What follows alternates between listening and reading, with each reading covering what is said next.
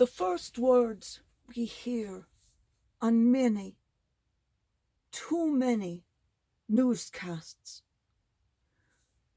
Today in our state, X many were put in hospital due to COVID.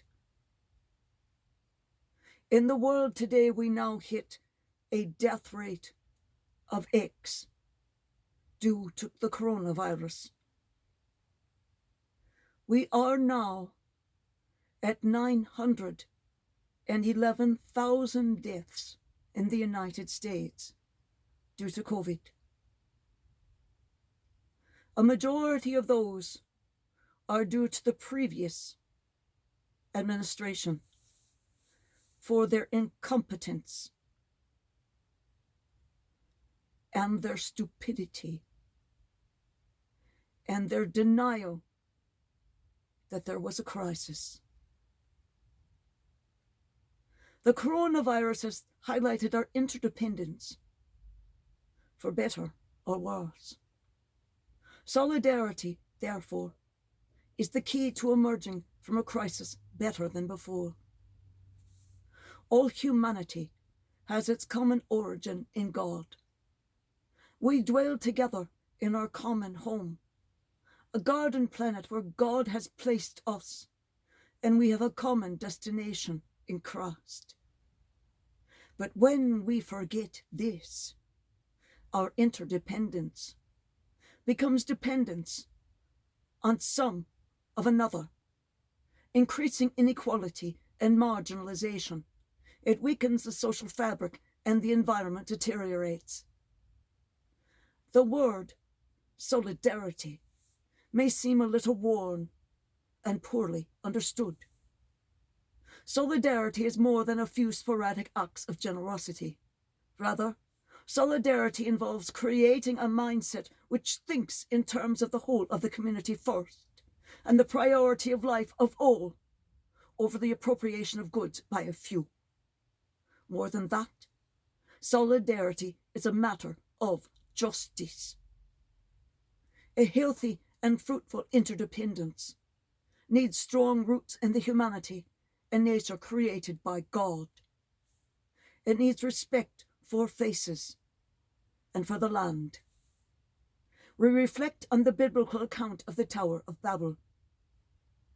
When humanity tries to reach to heaven while ignoring our relationship with each other, with creation and the Creator, we wind up unifying languages and constructing skyscrapers. But we destroy community and mortify cultural wealth. Another unfortunate result is that we instrumentalize others as a workforce, rather than building each other up as a community. When shares fall in the financial markets, as they have done the past 10 days, all the agencies report the news, yet thousands of people fall due to hunger, and no one ever talks about that. Pentecost is the answer and the antithesis of Babel.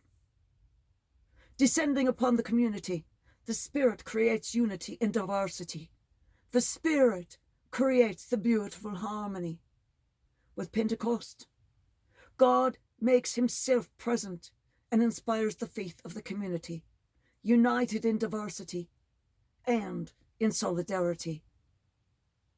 Diversity ensures the community is imbued with antibodies for defeating any nascent or latent germs of bias, any contagious or infectious cells of me-ness, or the hobbledehoy disease of entitlement, which, if allowed to spread like the disease it is, destroys every community it infects.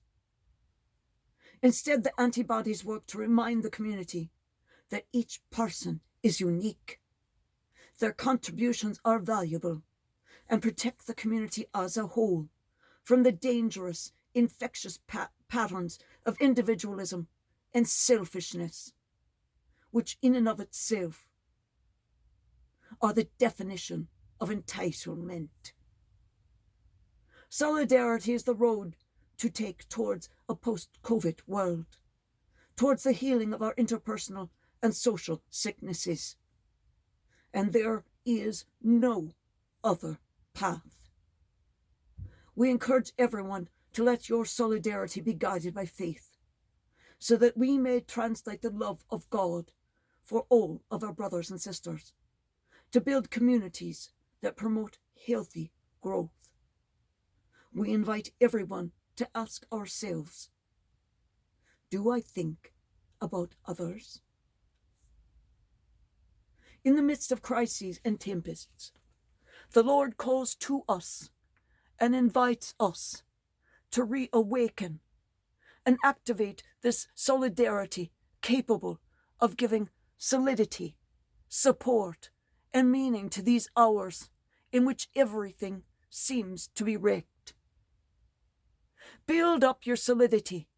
Strengthen your solidarity within your personal communities, so that as all emerge from their COVID shells, they will find a new, bright, and healthy world with a vibrant faith life, all supporting and supportive of one another's faith perspectives, regardless of what they might be. No longer the old world of intolerance and hate. No more the hate or incessant suspicion of the right wing. All that has gone in the healing found in this forced time out for the whole world's population. Those that hate can go somewhere else and get sick and die with each other, but we have no reason to help them until they let go of that hate, until they come together with us as one community.